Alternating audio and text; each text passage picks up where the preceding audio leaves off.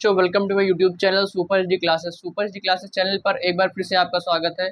और आज हम लोग पढ़ने वाले हैं क्लास 12 की फिजिक्स। इससे पहले हम क्लास 12 की फिजिक्स का इंट्रोडक्शन का एक वीडियो प्रोवाइड कर चुके हैं, जिसमें मैंने सिलेबस के बारे में डिस्कस किया था, यानी कि जो आपके फिजिक्स के क्लास 12 के पार्ट फर्स्ट एंड पार्ट 2 का सिलेबस है, जो कि अब न्यू अपडेटेड बुक जो आ रही है उसमें एक बुक में ही कर दिया गया है। तो उसमें खंड का और खंड का यानी सेक्शन ए सेक्शन बी में जो आपका सिलेबस वो मैंने बताया था यूनिट के हिसाब से, यानी कि unit first, unit second, unit third में कौन सा होगा। तो आज हम लोग डिस्कस करेंगे यूनिट फर्स्ट इलेक्ट्रोस्टैटिक्स का पहला चैप्टर। जो इलेक्ट्रोस्टैटिक यूनिट फर्स्ट का हमारा पहला चैप्टर दिया है, वो हमारा पहला चैप्टर है electric charge and field. Electric charge and field मतलब वैद्युत वैद्युत आवेश तथा क्षेत्र। तो वैद्युत आवेश तथा क्षेत्र हमारा फर्स्ट चैप्टर है। अब यहाँ इस चैप्टर में हम कौन कौन सी हेडिंग्स को पढ़ेंगे, कौन कौन से टॉपिक्स हमारे लिए बहुत ज़्यादा इंपॉर्टेंट होने वाले हैं, क्योंकि चैप्टर में तो बहुत सारी चीज़ें आपको दी गई हैं। तो कौन कौन से टॉपिक्स को आप बहुत अच्छी तरीके से एक्सप्लेन करके आपको पढ़ना है, क्या क्या बहुत इंपॉर्टेंट होने वाला है। तो यहाँ पर सबसे पहले हम ये बात करेंगे इस चैप्टर का इंट्रोडक्शन में उसके बारे में थोड़ा सा पहले ये समझेंगे कि यहाँ पर ये जो वैद्युत आवेश होता है, ये आवेश तथा क्षेत्र, ये चीज़ क्या है। तो वैद्युत आवेश हमारा क्या होता है, जैसे कि जो आज से कुछ साल पहले तक एक वैज्ञानिक ने देखा था, 2500 वर्ष पहले तक एक दार्शनिक वैज्ञानिक थे थेल्स, इनका नाम था थेल्स। तो उन्होंने क्या देखा था, उन्होंने एक आबूनस की छड़ से जब छोटे टुकड़ों को बिल्ली की खाल से रगड़ने पर छोटे टुकड़ों की तरफ लेते थे, तो वो उसके तरफ अट्रैक्ट होने लगते। जैसे आपने घर पर भी सिंपल तरीके से एग्जाम्पल करके देखा होगा, जैसे कॉम को आप अगर हेयर से रिमूव रगड़ते हैं थोड़ा सा, तो उससे क्या होता है कि वो एक प्रकार से चार्ज हो जाता है। तो चार्ज हो जाने पर जैसे ही आप कागज़ के छोटे टुकड़ों की तरफ ले जाते हैं, तो छोटे टुकड़े उसमें क्या करते हैं, अट्रैक्ट होने लगते हैं, आकर्षित होने लगते हैं। तो इसको हम क्या कहते हैं, आवेश कहते हैं, चार्ज कहते हैं। और ये जो हमारा फील्ड होता है, फील्ड का मतलब क्या है कि जितने जितने फील्ड में क्या होता है, जितने फील्ड में हमारा जैसे चार्ज हो, तो उसको क्या कहेंगे, इलेक्ट्रिक फील्ड कहेंगे। जैसे यहाँ पे देखिए, ये एक फील्ड है, जैसे इतने फील्ड के अंदर इतनी जगह में आपका क्या होगा, यहाँ पे चार्ज हो, तो उसको क्या कहेंगे, इलेक्ट्रिक फील्ड। या इतना स्थान फील्ड इतना है जहाँ पर इलेक्ट्रिक चार्ज है। अब हम यहाँ पे समझेंगे सबसे पहले इलेक्ट्रिक चार्ज क्या होता है। इलेक्ट्रिक चार्ज,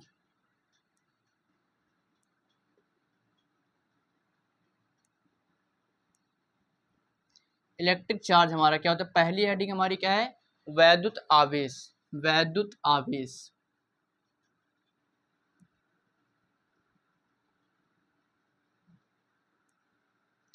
जो इलेक्ट्रिक चार्ज हमारा क्या होता है, जैसे कि मैंने अभी आपको थोड़ा सा सिंपल बताया कि आज से 2500 साल पहले जो थेल्स वाला दार्शनिक थेल्स से उन्होंने चेक किया था कि ये आवेश हमारा होता क्या है। तो एग्जाम्पल के जरिए मैंने आपको समझाने की कोशिश, जो कॉम हमारा होता है, कॉम में आप क्या करते हैं, जैसे छोटे छोटे टुकड़ों को जैसे उसको थोड़ा सा आप घिसते हैं, तो छोटे छोटे टुकड़े, कागज़ के टुकड़े उसकी तरफ क्या होने लगते हैं, अट्रैक्ट होने लगते हैं, उसमें चिपकने लगते हैं। तो इसको क्या बोलते हैं, यानी कि जब तक जैसे ऐसे कॉम था हमारा तो उस कंडीशन में नहीं था, लेकिन दूसरी कंडीशन में उसमें क्या होता है, कागज़ के टुकड़े छोटे छोटे अट्रैक्ट होने लगते हैं।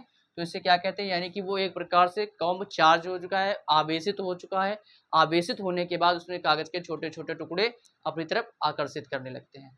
अब यहाँ पर इसके बाद हम समझ रहे थे कि जो इलेक्ट्रिक चार्ज हमारी पहली हेडिंग है, इलेक्ट्रिक चार्ज पहली हेडिंग यानी कि वैद्युत आवेश। तो वैद्युत आवेश हमारा क्या होता है, जैसे कि वैद्युत आवेश वह गुण है जिससे युक्त वस्तु, वैद्युत आवेश वह गुण है, वैद्युत आवेश वह गुण है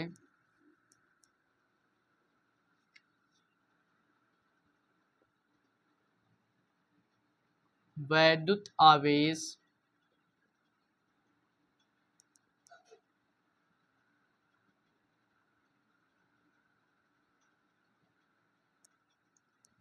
वैद्युत आवेश वह गुण है जिससे क्या होता है हमारा, जिससे युक्त वस्तुओं को वैद्युत बल आरोपित करती है, जिससे युक्त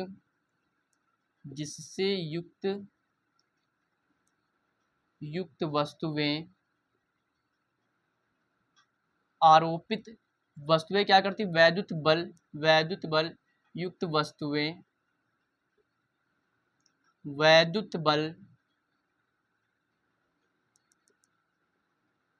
बल आरोपित करती हैं।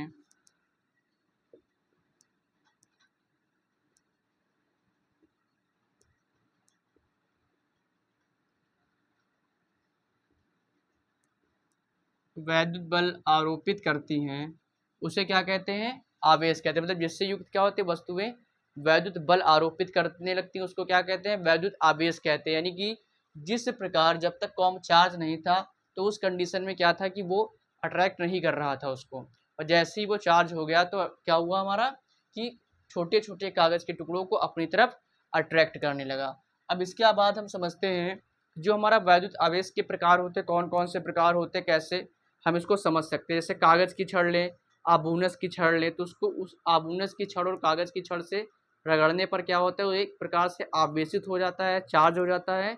तो आवेश हो जाने पर वो छोटे छोटे टुकड़ों को अपनी तरफ अट्रैक्ट करने लगता है। इसके बाद हमारी हेडिंग दी हुई इलेक्ट्रॉन सिद्धांत या इलेक्ट्रॉनों की अधिकता या कमी के कारण ऋण तथा धन आवेश क्या होता है। इससे पहले आपने क्लास 10th में पढ़ रखा है कि इलेक्ट्रॉनों की कमी को कैसे दिखाते हैं। इलेक्ट्रॉन अगर किसी चीज़ पे, किसी कंडक्टर पे एक्स्ट्रा इलेक्ट्रॉन है तो एक्स्ट्रा इलेक्ट्रॉन को हम कैसे दिखाएंगे। तो यहाँ पर जैसे आपने एक फॉर्मूला बहुत पहले पढ़ रखा है क्लास 10th में, Q इक्वल टू एनी वाला, Q इक्वल टू एनी। तो यहाँ से आप क्या करते थे, इस फॉर्मूले से नंबर ऑफ इलेक्ट्रॉन और चार्ज हम आराम से फाइंड कर लेते थे। जैसे एक कूलाम में कितना होता था तो वो चीज़ भी वहाँ से आपने फाइंड करना बहुत अच्छे तरीके से सीखा था, ठीक है। अब यहाँ पर हमें ये समझना है कि जब इलेक्ट्रॉन एक्स्ट्रा होते हैं, इलेक्ट्रॉन कम होते हैं, तो वो इलेक्ट्रॉनों की कमी के कारण धन आवेश यानी कि इलेक्ट्रॉन सिद्धांत क्या होता है। तो धनावेशित हो जाने पर उसमें परमाणु समान संख्या में परमाणु उसमें होते हैं, तो इसको क्या कहते हैं, इलेक्ट्रॉन सिद्धांत कहा जाता है। समान तुलना में इलेक्ट्रॉनों की अधिकता प्रदर्शित करता है, इसको क्या कहते हैं, इलेक्ट्रॉनिक सिद्धांत कहते हैं। उसके बाद हमारा आता है इलेक्ट्रॉनों की कमी या इलेक्ट्रॉनों की अधिकता। दो चीज़ें इससे पता चलती है, मतलब कि इलेक्ट्रॉन एक्स्ट्रा है या इलेक्ट्रॉन हमारा लेस है, तो वो हम प्लस माइनस से दिखा देते हैं। अब इलेक्ट्रॉनों को और अच्छी तरीके से समझ लेके जब न्यूमेरिकल सॉल्व कराएंगे तब आपको अच्छी तरीके से समझ में आएगा। अब इसके बाद की हमारी हेडिंग है कूलाम आवेश, यानी कि वैद्युत आवेश का मात्रक। वैद्युत आवेश का मात्रक क्या होता है, कूलाम। अब इसको समझते हैं, जो हमारा बहुत इंपॉर्टेंट फार्मूला है, वैद्युत आवेश का मात्रक कूलाम।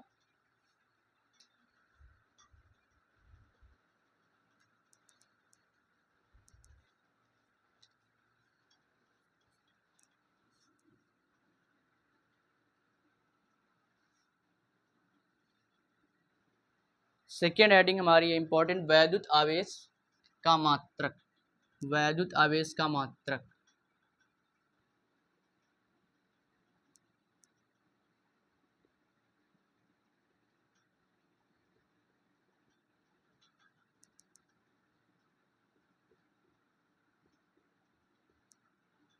मात्रक कूलाम।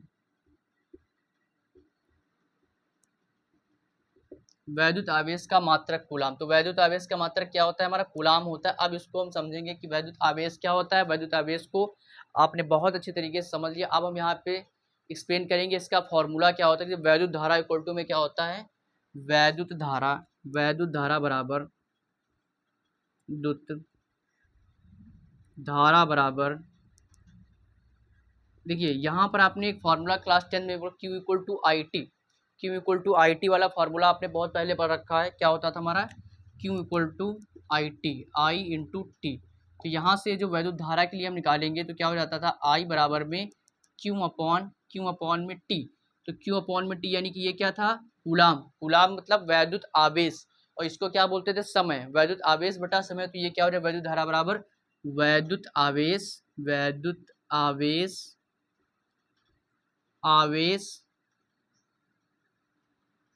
बटे समय, वैद्युत आवेश बटे समय। तो यहाँ से हम इसको क्या बोलते थे, वैद्युत धारा का हमारा डायरेक्ट फार्मूला होता था कि वैद्युत धारा बराबर में वैद्युत आवेश बटे समय। ये आपका बहुत इंपॉर्टेंट फार्मूला हो जाएगा। या अगर आप आवेश बराबर निकालेंगे कि आवेश बराबर क्या होगा, तो ये यहाँ पे मल्टीप्लाई हो जाएगा, यानी कि वैद्युत आवेश इक्वल टू वैद्युत आवेश बराबर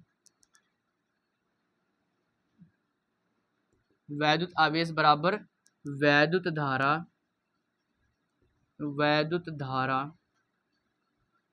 गुणे समय, वैद्युत धारा गुणे समय।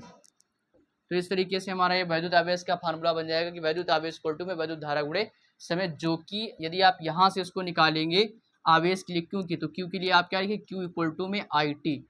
Q equal to I T, यानी कि आवेश इक्वल टू में वैद्युत धारा इंटू समय। तो ये हमारा फार्मूला क्या बन जाएगा, कूलाम का। अब यहाँ पे एक कूलाम बराबर हमारा क्या होता है, 1 ampere second. 1 coulomb equal to 1 coulomb, 1 coulomb बराबर 1 ampere second, 1 ampere second, 1 ampere, 1 ampere second होता है। इसको मैं ऐसे लिख देता हूँ 1 एम्पियर सेकेंड, ठीक है, एम्पियर सेकेंड। तो ये 1 एम्पियर सेकेंड, 1 कूलाम बराबर हमारा क्या होता है, 1 एम्पियर सेकेंड होता है। अब इसके बाद हम डिस्कस करने वाले हैं जो हमारा वैद्युत आवेश का संरक्षण। इसके बाद हमारा टॉपिक दिया हुआ है वैद्युत आवेश का संरक्षण, यानी कि वैद्युत आवेश, कंजर्वेशन ऑफ इलेक्ट्रिक चार्ज। अब इलेक्ट्रिक चार्ज कंजर्वेशन का क्या मतलब है हमारा, जो ये इसको समझते हैं।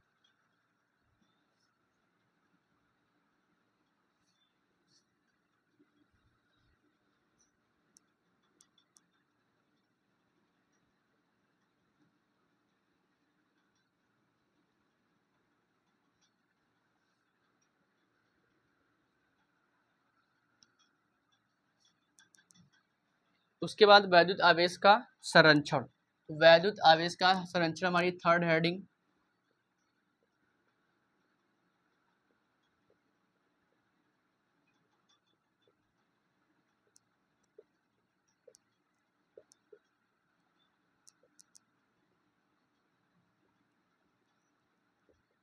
वैद्युत आवेश का संरक्षण। अब वैद्युत आवेश के संरक्षण में आप क्या पढ़ेंगे कि वैद्युत आवेश को ना तो उत्पन्न किया जा सकता है और ना ही नष्ट किया जा सकता है, या हमारा वैद्युत आवेश संरक्षण का नियम कहलाता है।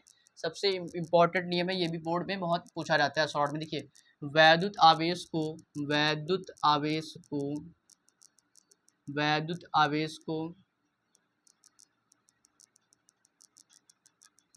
ना तो नष्ट किया जा सकता है, ना तो उत्पन्न किया जा सकता है, ना तो उत्पन्न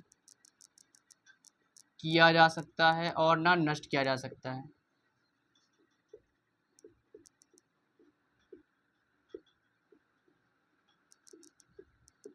और ना ही नष्ट किया जा सकता है।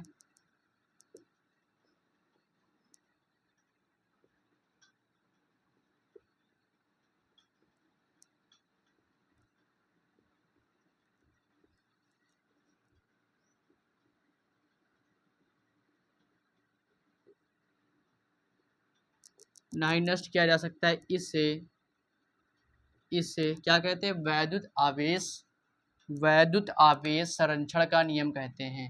वैद्युत आवेश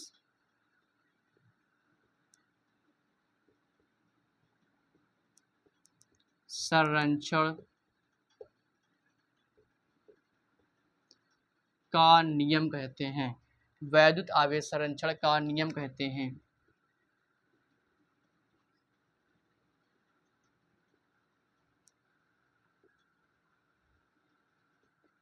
तो ये हमारा होता है वैद्युत आवेश संरक्षण का नियम, conservation, conservation of electric energy, electric charge. तो इलेक्ट्रिक चार्ज के कंजर्वेशन का, वैद्युत आवेश का संरक्षण का हमारा नियम क्या होता है, वैद्युत आवेश को ना तो उत्पन्न किया जा सकता है और ना ही वैद्युत आवेश को नष्ट किया जा सकता है। इसे क्या कहते हैं, संरक्षण का नियम कहते हैं, वैद्युत आवेश संरक्षण का नियम कहते हैं। अब इसके बाद जो हमारी हेडिंग है, मूल आवेश, आवेशों की क्वांटम प्रकृति।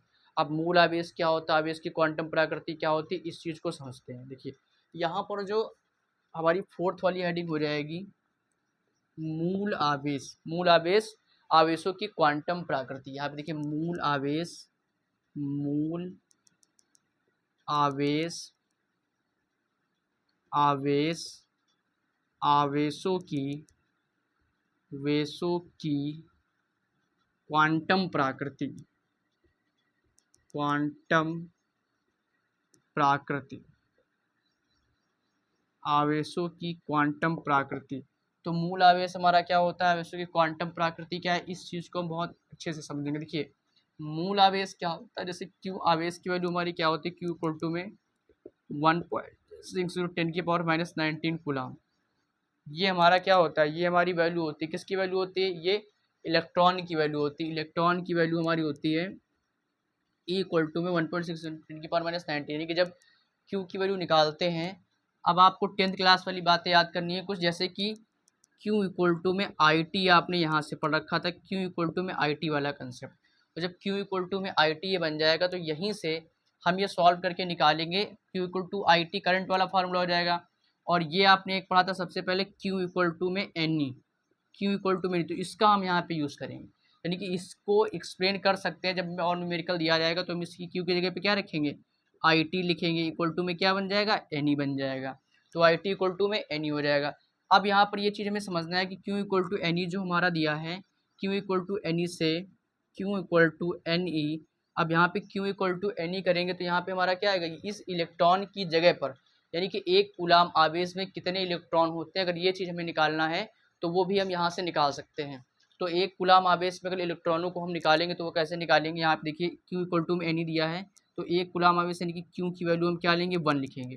नंबर ऑफ इलेक्ट्रॉन फाइंड करना है, ई की वैल्यू मैं पहले ही बता चुका हूँ, ई क्या है आपका 1.6 × 10⁻⁹। तो यहाँ पर इसको पहले अब ये सीखेंगे, मूल आवेश यानी कि एक कूलाम आवेश में कितने नंबर ऑफ इलेक्ट्रॉन होते हैं, कितने इलेक्ट्रॉनों की संख्या होती है, वो निकालना सिखाएंगे। फिर उसके बाद ये जो क्वांटम प्रकृति के बारे में बात कर रहे हैं, इस क्वांटम प्रकृति का क्या मतलब है इसको समझाएंगे। जैसे आप देखिए जो इलेक्ट्रॉन्स होते हैं वो इलेक्ट्रॉन्स कहते हो कैसे होते हैं, जैसे ई है एक इलेक्ट्रॉन हो गया। अब ई एक इलेक्ट्रॉन है, दूसरा जो इलेक्ट्रॉन हो कैसा, वो 2e होगा, 2 ये 3e हो गया, फिर उसके बाद ये 3 हो गया, फिर उसके बाद हमारा क्या होगा 4e होगा, ठीक है, 5e होगा। ऐसे इस तरीके से इलेक्ट्रॉन्स लिखे जाते हैं इत्यादि। परंतु ऐसा कभी नहीं होगा कि मतलब निम्न अवस्थाएं इलेक्ट्रॉन की ऐसी नहीं आएंगी कि किसी भी कंडीशन में इलेक्ट्रॉन इतना नहीं होगा कि 0 point decimal form, 0.7 electron, 0.1 electron, 0.9 electron.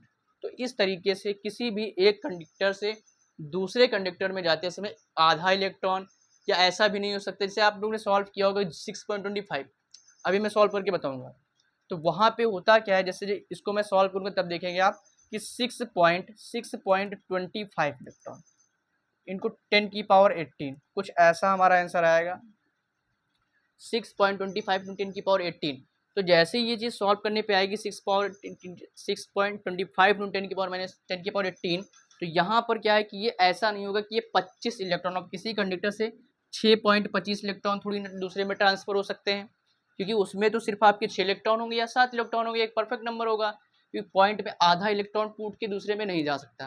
तो इस वजह से इसको क्या लिखा जाता है, इसको ऐसे लिखेंगे 7 इलेक्ट्रॉन, यानी कि 0 पॉइंट, ये डिसमल वाला फॉर्म, ये डिसमल वाला फॉर्म हम नहीं लिख सकते, ऐसे हम इसको यूज़ कर सकते हैं। अब यहाँ पे देखिए एक कूलाम आवेश के लिए जब सॉल्व करेंगे तो एक कूलाम आवेश के लिए कितना आएगा, देखो यहाँ पे हमारा किया है क्यू इक्वल टू में 1 है, तो एक कूलाम आवेश के लिए निकालेंगे तो हम क्या लिखेंगे, देखिए नंबर ऑफ इलेक्ट्रॉन निकालना है तो n बराबर में क्यू अपॉन ई हो जाएगा, क्या हो जाएगा, n इक्वल टू में क्यू अपॉन ई हो जाएगा। अब जैसे ही ये हमारा हो जाएगा कि n इक्वल टू में क्यू अपॉन ई हो जाएगा, तो इसको हम क्या करेंगे, n इक्वल टू में क्यू अपॉन ई को यहाँ पे इलेक्ट्रॉन की जो हमारी वैल्यू है उस वैल्यू को हम यहाँ पे पुट करेंगे, और जैसे ही इलेक्ट्रॉन की वैल्यू को हम पुट करेंगे फिर उसके बाद यहाँ पे इलेक्ट्रॉन की वैल्यू पुट करने पर आवेश की वैल्यू रखेंगे 1।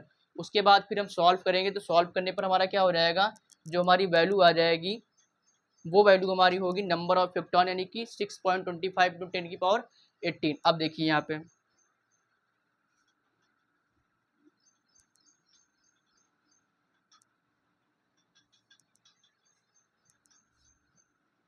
n इक्वल टू में क्यू अपॉन ई, तो n इक्वल टू में क्यू की वैल्यू 1 थी, अपॉन में ई की वैल्यू 1.6 × 10⁻⁹ कूलाम, 10⁻⁹ कूलाम। अब यहाँ पे क्या करेंगे, इसको सॉल्व करेंगे, तो सॉल्व कैसे करते हैं, यहाँ पे देखिए 1/1.6 से पॉइंट हटाइए, ऊपर 0 बढ़ा दीजिए, तो 10/16 इंटू 10⁻⁹ है, 10⁻⁹। इस पावर को आप न्यूमिनेटर यानी कि अंश में ले जाएंगे, तो अंश में ले जाने पर पावर हमारा क्या सॉल्व हो जाएगा, n इक्वल टू में 10 × 10⁻+19 हो जाएगा, और अपॉन में 16 बचेगा। और n इक्वल टू में जैसे ही इसको देखिए, अभी भी हम इसको 16 को यानी कि 10 को डिवाइड, ये सॉल्व नहीं कर सकते हैं, 10/16 है, जब 10/16 आएगा तो ऐसा तो है नहीं इसको डिवाइड करके हम कुछ लाएँ, क्योंकि जब डिवाइड कर भी देंगे इसको हो तो जाएगा, लेकिन वो डिसिमल फॉर्म में आएगा, तो डिसिमल फॉर्म में करेक्ट नंबर नहीं होगा, यानी कि डिसिमल में 0.7, तो 0.7 नहीं कर सकते, क्योंकि हमसे यहाँ पे एग्जैक्ट पूछे गए कि नंबर ऑफ इलेक्ट्रॉन फाइंड कीजिए, कितने इलेक्ट्रॉन्स हो सकते हैं। तो यहाँ पे हम इसको इस नंबर को और बड़ा करेंगे। कैसे? देखिए, यहाँ से हम एक जीरो ले लेंगे, 10 की पावर 19 से एक जीरो ले लेंगे तो 10 की पावर 18 हो जाएगा, यानी कि एक 10 इसको ले लेंगे तो क्या हो जाएगा 100/16 इंटू 10 की पावर 18। यही हमारा यहाँ पे जो मैंने पहले बताया था 10 की पावर 18, तो 10 की पावर 18 कर देंगे। अब इसको जब सॉल्व करेंगे तो ये 100/16 को सॉल्व करेंगे तो हमारा 6.25 आएगा इंटू 10 की पावर 18 इलेक्ट्रॉन। ठीक है, यानी कि इतने इलेक्ट्रॉन इसमें सब्स्टिट्यूट होंगे।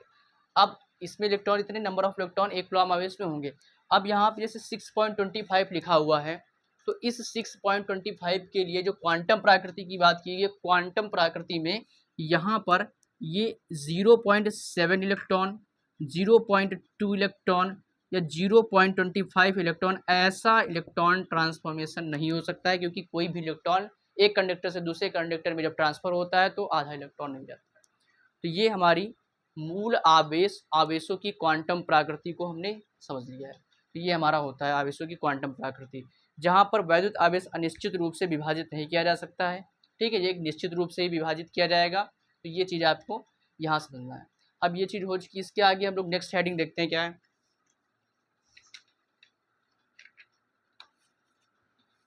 नेक्स्ट हमारा आता है सबसे इम्पोर्टेंट, कूलम्ब्स लॉ।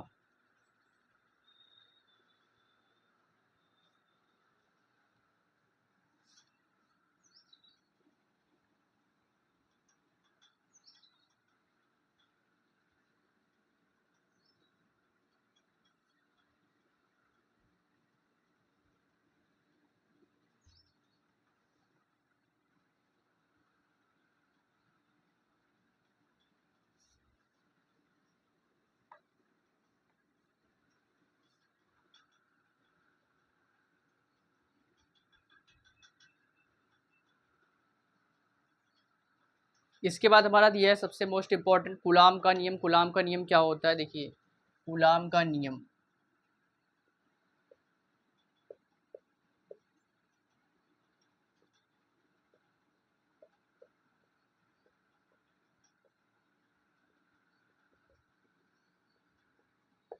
कूलाम का नियम हमारा क्या है? देखिए, अब यहाँ पे जो कूलॉम्स लॉ है हमारा, कूलॉम्स लॉ के लिए हम सबसे पहले डायग्राम बनाएंगे। एक डायग्राम बनाएंगे, फिर उसको समझेंगे कि अच्छे से कूलाम लॉ है क्या हमारा। देखिए, तो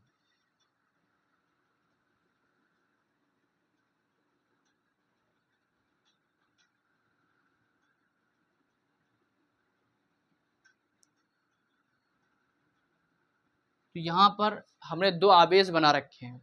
तो एक हम दो आवेश ले रहे हैं, Q1 Q2। ये Q1 Q2 हमारा आवेश है, Q1 एंड Q2।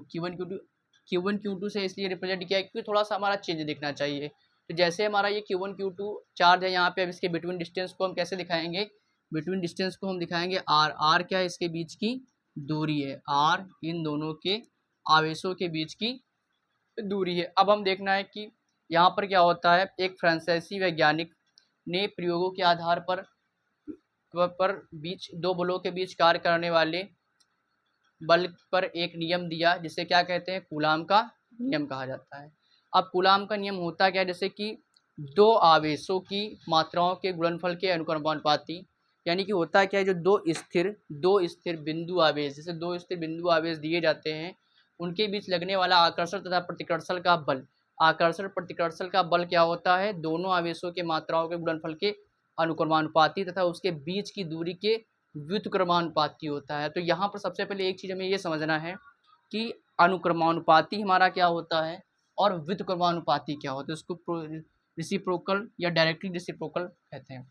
अब यहाँ पर जो अनुक्रमानुपाती होता है, अनुक्रमानुपाती को हम ऐसे बनाते हैं इस तरीके से। ठीक है, जो हमारा व्युत्क्रमानुपाती होगा, देखिए यहाँ पर रहेगा तो कुछ ऐसा ही, लेकिन वहाँ पर क्या होगा अनुक्रमानुपाती में, जैसे मैं कह दूँ कि ये फोर्स अनुक्रमानुपाती है वर्क के, कुछ ऐसा समझाने के लिए आपको सर, तो ऐसा आप लिख सकते हो। लेकिन उसके बाद जैसे ही आप दिखाएंगे कि ये व्युत्क्रमानुपाती हो रहा है, तो व्युत्क्रमानुपाती की कंडीशन में आप इसको 1/W कुछ ऐसा दिखाएंगे, क्योंकि यहाँ पर हमें R को दिखाना है, तो 1/R² कर दीजिए। तो 1/R² क्या हो जाएगा? व्युत्क्रमानुपाती हो जाएगा।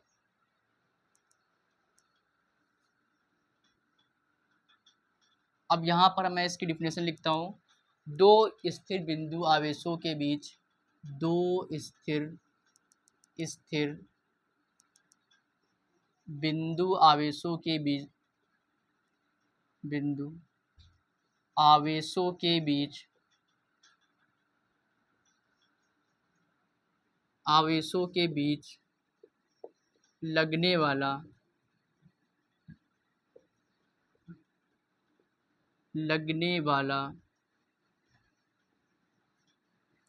आकर्षण तथा प्रतिकर्षण का बल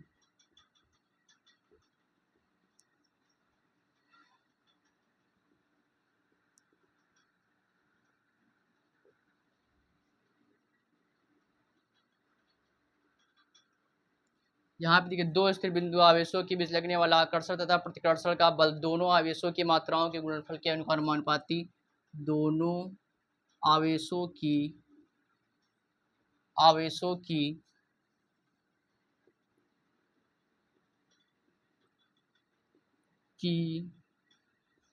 मात्राओं के,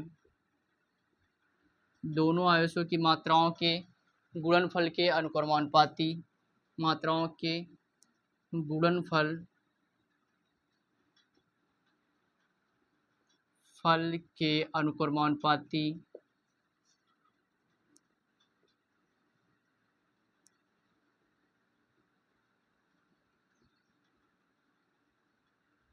तथा उनकी बीच की दूरी के,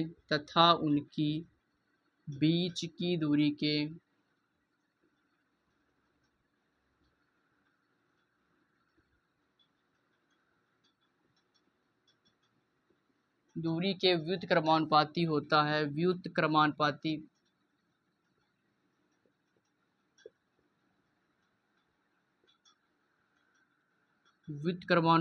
होता है।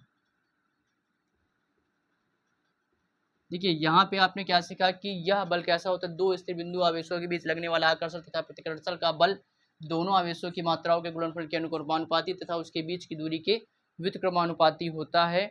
यह बल दोनों आवेशों के, कैसे, दोनों आवेशों को मिलाने वाली रेखा के, यह बल दोनों आवेशों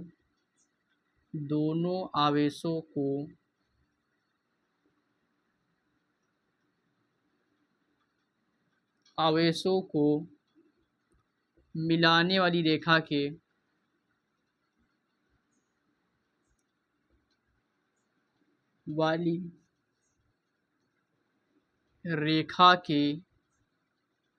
अनुदिश लगता है, अनुदिश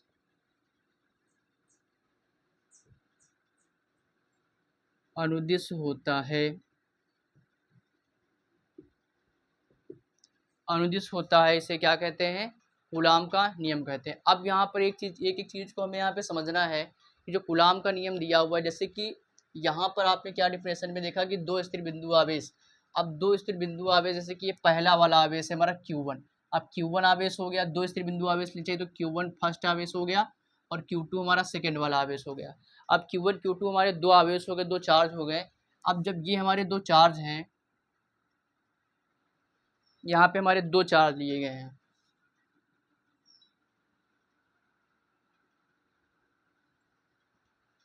देखिए Q1 charge, Q1 and Q2 charge. अब Q1 Q2 चार्ज के बीच, Q1 Q2 चार्ज है हमारा। अब इसके जो बीच की डिस्टेंस थी, वो बीच की डिस्टेंस हमने क्या ली थी, बीच की डिस्टेंस R ली थी। अब दो स्थिर बिंदु आवेश, यानी कि ये पॉइंट फिक्स पॉइंट है दोनों, ये पॉइंट और ये पॉइंट, दो स्थिर बिंदु आवेशों के बीच की क्या करना है, दो स्थिर बिंदु आवेश के बीच लगने वाला बल आकर्षण तथा प्रतिकर्षण का, आकर्षण प्रतिकर्षण का बल क्या होता है, attraction and reflection, attraction and repulsion. तो अट्रैक्ट भी करे और रिफ्लेक्ट भी करे, उसको क्या करते हैं, आकर्षण तथा प्रतिकर्षण का बल। ये चीज़ आपने magnetic effect and electric current class 10th में फिजिक्स में बहुत अच्छी तरीके से समझा था कि वहाँ पर जब मैग्नेट्स को आप अट्रैक्ट करते थे या रिफ्लेक्ट करते थे, किसी कंडीशन में वो अट्रैक्ट हो जाता था, किसी कंडीशन में वो रिफ्लेक्ट हो जाता था। ठीक है, तो वो कैसे, मैग्नेट के बेस पे होता था। अपोजिट साइड्स पे क्या होता था, अट्रैक्ट हो जाता था, सेम साइड पर रिपल हो जाता था, रिपल्सन यानी कि रिफ्लेक्ट हो जाता था, वो अट्रैक्ट नहीं होता था। उसको हम क्या कहते हैं, आकर्षण तथा प्रतिकर्षण कहते हैं। अब यहाँ पर जो दो बिंदु आवेशों के बीच लगने वाला आकर्षण तथा प्रतिकर्षण का बल, यानी कि आकर्षण प्रतिकर्षण का बल यहाँ पे काम करेगा। लगने वाला बल दोनों आपके दिए गए दोनों आवेशों की मात्राओं के गुणनफल के अनुक्रमानुपाती और उसकी बीच की दूरी के व्युत्क्रमानुपाती होता है। अब जरा यहाँ पे समझिए, फार्मूला हमारा क्या होता है, F इक्वल टू 1/4 पाई, पहले हम यहाँ से लिखेंगे Q1/Q2 बटे आर स्क्वायर। ठीक है, ये क्या कहना चाहते हैं यहाँ पे, प्रोपोर्शनल, यानी कि सबसे पहले तो एक चीज़ ये आप सीखेंगे यहाँ पे कि सबसे पहले एक एक चीज़ को देखिए, एक एक चीज़ को देखो यहाँ पे क्या कह रहे हैं कि जो बल उस पर लग रहा है, यानी कि जो बल है वो Q1 Q2 वो किसके हैं, पहले तो हमारा क्या दिया हुआ है यहाँ पे अनुक्रमानुपाती है एफ के, तो अनुक्रमानुपाती क्या है Q1 एंड Q2। जो Q1 Q2 दिया गया है, ये Q1 Q2 हमारा अनुक्रमानुपाती किसके, बल के, इसके बीच लगने वाले आकर्षण प्रतिकर्षण वाले बल के अनुक्रमानुपाती। अब यहाँ पे हम समझेंगे, उसके बाद उन्होंने क्या बताया कि जो आवेशों के गुणनफल की मात्रा के अनुक्रमानुपाती तथा उनके बीच की दूरी के व्युत्क्रमानुपाती है। तो बीच की दूरी के व्युत्क्रमानुपाती का मतलब हमारा क्या होता है कि वो 1/अपॉन के फॉर्म में दिया है, रिसिप्रोकल फॉर्म में दिया गया है। तो यहाँ पे इसको हम कैसे समझेंगे, तो ये कैसा होगा 1F equal to proportional 1/r², 1/r², कुछ ऐसा 1/r², यानी कि पहली वाली कंडीशन के according F proportional Q1 Q2 और दूसरी वाली कंडीशन के अकॉर्डिंग F प्रोपोर्शनल 1/r²। अब यहाँ पे क्या करेंगे, अब इसको हम जो सा एक में ही लिखेंगे F equal to proportional Q1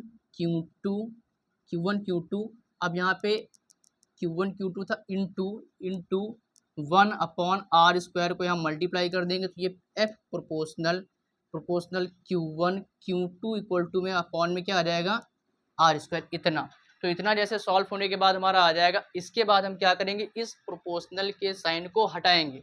तो जैसे ही हम प्रोपोर्शनल वाला साइन हटाएंगे तो कोई ना कोई एक कांस्टेंट टर्म आ जाता है। कांस्टेंट जैसे आप के को ले लीजिए, तो के हमारा एक कांस्टेंट टर्म आ जाएगा। यहाँ पे देखिए एफ इक्वल टू में के Q1 Q2 अपॉन r²। तो ये Q1 Q2 अपॉन r² हमारा क्या हो जाएगा, एक साइन आ जाएगा, कौन सा, कांस्टेंट टर्म। अब इस कांस्टेंट टर्म को देखते हैं, F इक्वल टू इस कांस्टेंट टर्म की हमारी एक वैल्यू होती है, क्या वैल्यू होती है, जो कि क्या है, अनुक्रमानुपाती नियतांक है। यहाँ पे लिख लेंगे जहाँ के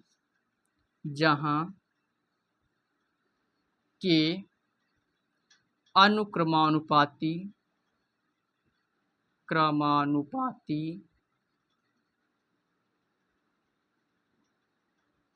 नियतांक है।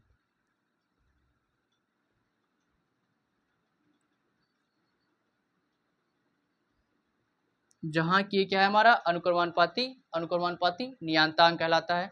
अब इसके बाद इस नियतांक की हमारी कुछ ना कुछ वैल्यू होती होगी। तो वैल्यू क्या होती है, 9/10⁻⁹ न्यूटन पर metre square per coulomb, Newton पर मीटर स्क्वायर कूलाम स्क्वायर।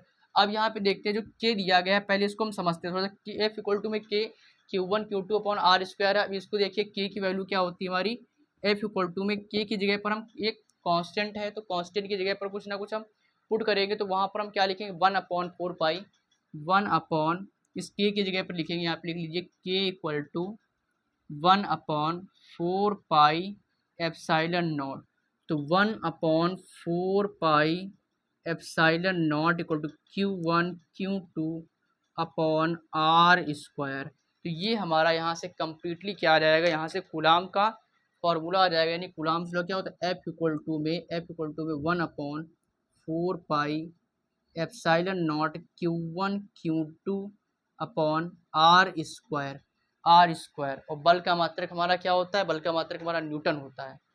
ठीक है, तो इस तरीके से हमारा क्या आ जाएगा, ये फॉर्मूला आ जाएगा पूरा ड्राइव होकर यहाँ से। तो इसको हम क्या कहेंगे, कूलाम का नियम कहेंगे।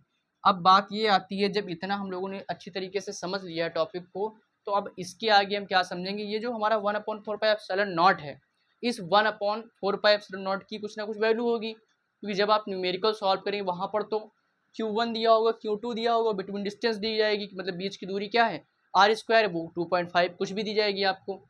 तो वहाँ पे 1/4 पाई एप्सिलॉन नॉट की वैल्यू हम क्या लेंगे, 9.0 × 10⁹ newton metre square per coulomb square. 9.0 यहाँ पे मैं लिख रहा हूँ 1/4 pi epsilon naught 1/4 pi epsilon naught equal to में 9.0 into 10⁹ 9.0 into 10⁹ 9 newton metre square per coulomb square. Newton metre square per coulomb square हम इस 1/4 पाई एप्सिलॉन नॉट की वैल्यू को लिखेंगे। तो इस तरीके से हमारा कूलाम का नियम हमने अच्छी तरीके से समझ लिया है। तो इस वीडियो में इतना ही, मिलते हैं अगली वीडियो में। अगली वीडियो में हम आपको बताएंगे जो कूलाम के नियम में जो इस एप्सिलॉन नॉट को हम पढ़ रहे हैं, जो एप्सिलॉन नॉट है, इस एप्सिलॉन नॉट का वैल्यू क्या होती है, कैसे वैल्यू निकालते हैं, ठीक है, इसकी क्या वैल्यू होती है, क्योंकि अभी तो हमने 1/4 पाई एप्सिलॉन नॉट को समझा है। अब एप्सिलॉन नॉट की एग्जैक्ट वैल्यू होती है वो भी समझाएंगे। फिर उसके बाद इसकी बीमा निकालना भी सिखाएंगे, इस फार्मूले की डायमेंशनल फार्मूला भी सिखाएंगे। तो वीडियो अगर आपको पसंद आ रहा है तो फ्रेंड सर्किल में शेयर करें और चैनल पर नए हैं तो चैनल सब्सक्राइब करें। Thank you so for watching my video.